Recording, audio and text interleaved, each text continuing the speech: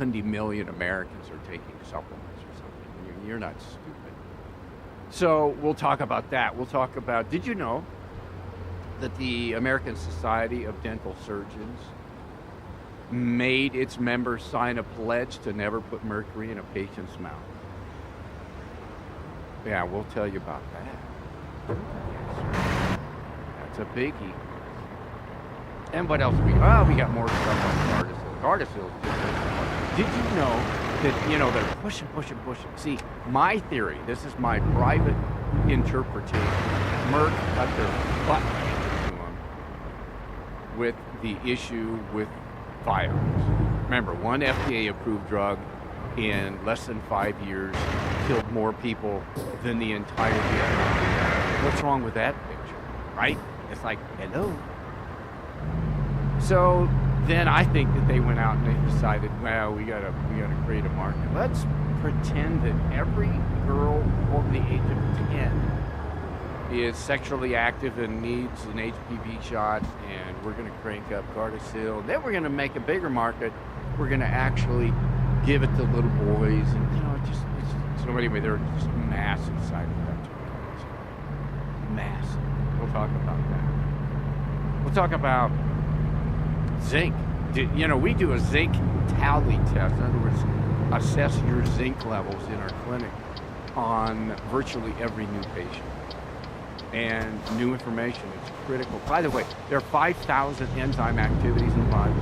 1,000 of them require zinc. All the 5,000 enzyme activities have coenzymes. All the coenzymes are nutrition.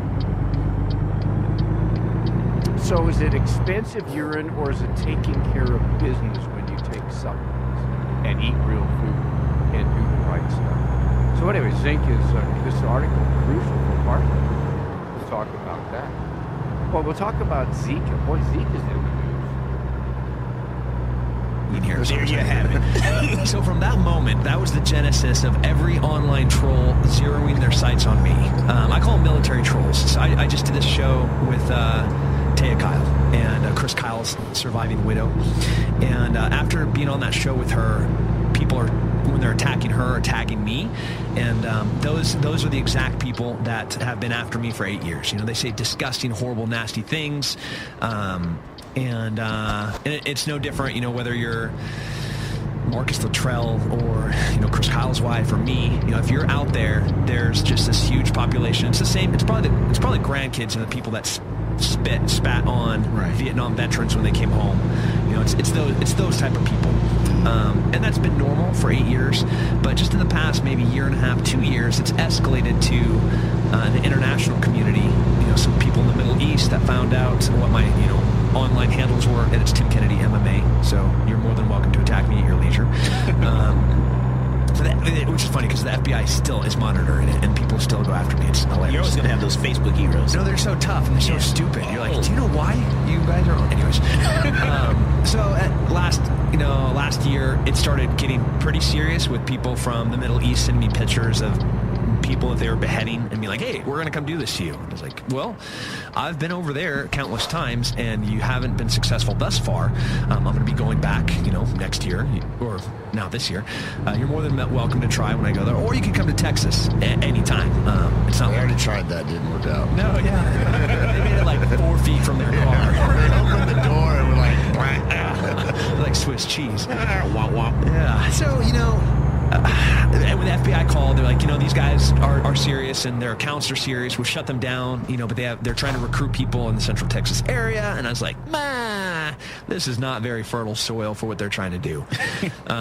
So my response has always been the same. You're more than welcome to come and try. Just don't expect to get back whoever you send. There you go. Yeah, it's pretty straightforward. I think that would go for every dude in this room. There you go. I love it. I tell you, Tim is what, America's all about. AJ, you got a question for Tim. You're on Come and Talk It. Thanks for taking my call. I really appreciate it. First off, I'd like to say thanks for Tim for the oath you took and the service that you're doing for our country. I really appreciate that, and I can relate as a veteran myself. Thanks for your service, AJ. Thank you. With that being said, I just kind of have a question, I guess, concerning a post you had made a while back concerning some gun rights here in the state that we just passed, and the post that you had made says, congratulations, Texas, you can now open carry. Anyone who open carries is an idiot or wants to be the first victim. Concealed carry or don't carry. Now, is that an emotional statement, or is that a factual statement? Because Texas is one of the last states to actually just now allow open carry. You can count on one hand the states that do not have this. So is that something that's been happening throughout the country, that you are a victim if you decide to open carry? Is that is there any truth behind that? That's awesome. Nothing emotional. No. Well, one, I very rarely say things emotionally. I'm a pretty flatline dude. So you have to remember the context of who I am, what I do, and where I came from, and who I'm talking to, my fan base. Of the few 100,000 people that follow me online, the vast majority of them are military, law enforcement type guys. We all know the benefit of surprise. We all know the advantages that you have when you have the upper hand. Okay, there's some basic rules about a gunfight. You want to have a gun. You want to cheat your little butt off at every opportunity. You don't want to fight fair. If the best thing in a gunfight is when other dudes around you that are friends with you have guns. So numbers important. Surprise is one of the biggest things. If I'm around a bunch of bad dudes that I want to hurt, guess who the first dude I'm going to go after is? The dude that I can identify as the best threat, right? Or the guy that has what I want. And that's going to be a gun. That's going to be a weapon. So in battlefield recovery, when I'm teaching courses, and I have a company that teaches people how to not die, right? Sheepdog response, the only thing that we show people is how to not get killed. One of those important things is not to give away the advantage of surprise. I'm not against open carry. I just think it's a bad idea as a concealed carry guy, as a special forces guy, as a Green Beret, as a Ranger, as a sniper, a dude that's killed I don't know how many dudes. I'm telling you, if you want to stay alive, don't give away the element of surprise. That's what I'm saying, and that hasn't changed. So in the 46 states that allow this, has that been an issue, or is that just what you think might happen? Is there any factual? Oh yeah, absolutely. So this 2016 is going to be a rough year. 2015 really was San Bernardino, France, now in Cologne, Germany. The things that are happening there, we're turning a corner with the radicalized fanatics, right? I pray to God that I'm wrong and that things are going to de-escalate and that these fanatics are going to recognize that we can live in a world of peace, right? But that's not going to be the case. Right. So things like San Bernardino are just now starting to happen, and I think that more of those are going to happen. These people are getting the best, or trying to get access to the best training that they can. And one of those very simple things is surprise, right? That's going to places where there's unarmed civilians, that journalists, women, children, soft targets, right? Exactly. Criminals are cowards. They want that soft target. Yes, they do. You show your teeth and you're like, hey, I have teeth and I will bite. Criminals are cowards, and there's a reason why, it's like 98% of the mass shootings on record are in these gun-free zones, because they know of a soft, easy target. But I have not seen any factual studies behind saying that, the tactical advantage argument, which gets thrown around, and we're not breaking in any new water here in Texas. This has been going on, throughout the nation, the majority of the nation, for a long time, and I have not, seen that. So, I helped deliver, over 60,000 petitions in favor for this, for Texans, for this open carry bill that passed. And, I know a lot of them were kind of upset about that comment that you made, calling everybody an idiot that was in favor for that. I just wanted a little bit of clarification.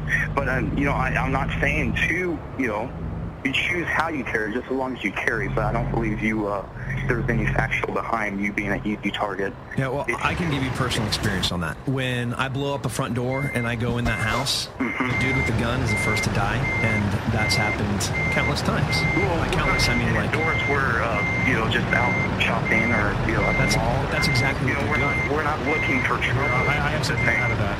Let me ask you this. You were talking about earlier that if you approach a group of guys, you're going to take out the guy that has the gun first. Now let's say you have the choice between two groups of guys. You've got a group that's open carrying and you've got a group that's not open carrying. Which one are you going to attack? I'm going to shoot the group with guns first. You're going to go after the harder targets first than you are the soft targets. If those are my two groups, A or B. You have a choice between two groups. Yep. Which one are you going to attack? Are you going to attack the group that is open carrying or the group that's not carrying? Well, they could be 98% carrying, of the but they time could be it's concealed been carry. in these gun-free zones, so... My question is, which group are you going to go after first? I'm going to go after the most visible threat, always. Well, I guess it really doesn't matter. It depends on what it is you're trying to do. You're trying to get their wallets, let's say. You're going to pick the ones that are visibly armed? So he's asking you to pick... Are they side by side, or are these like option A or option B? Let's say you're a criminal. We're putting you in the criminal shoes. Gotcha. You're walking down an alley, or you've got an alley on the left, alley on the right. See, now you're not a good guy. You're a bad guy. Exactly. So in the mindset of a bad guy. You look at the alley down the right, and you can clearly see they're open carrying pistols. You look at the alley down the left, you don't see any handguns at all. Yep. And remember, your goal at the end of the day is to walk away with a wallet. I 100% appreciate the deterrence argument, right? So in the Middle East,